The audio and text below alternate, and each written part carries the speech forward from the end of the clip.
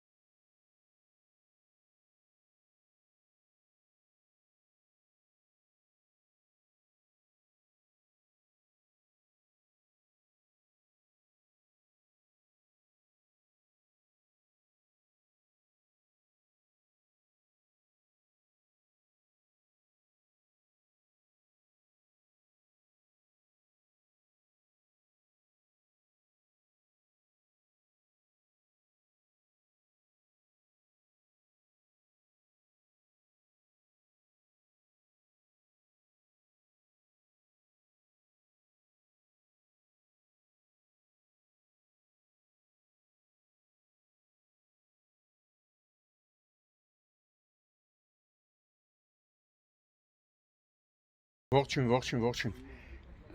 Քիչ առաջ ներքին գործերի նախարարության ոստիկանության քրեական ոստիկանության գլխավոր վարչության Լոռու մարզի քրեական ոստիկանները վարչության պետ Արսեն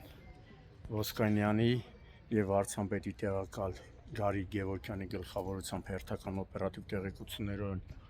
ստացել եւ պարզել են, որ նշված Volkswagen Magnish-ի ավտոմեքենայով է վիրավորներից մեկը տեղափոխվել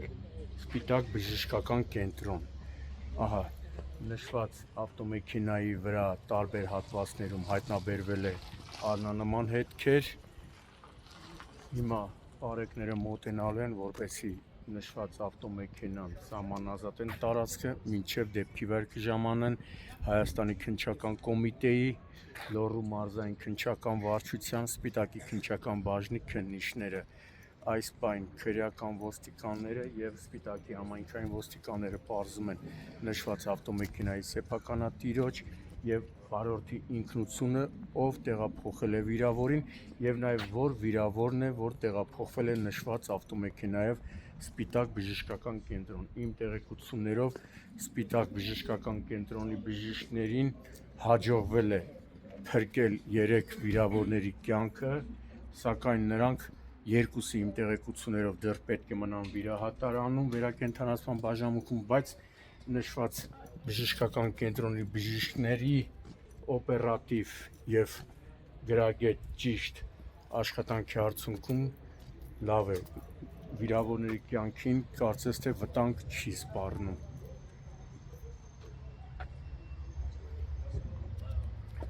Ավտոմեքենայի առջևի հատվածում, կողքի հատվածում կան արնանման հետքեր, չի բացառում, որ նաև ներսում լինի արնանման հետքեր, ղեկի վրա նույնպես կա արնանման հետքեր, չի բացառում, որ վարորդը օգնություն է ցուցաբերել վիրավորին։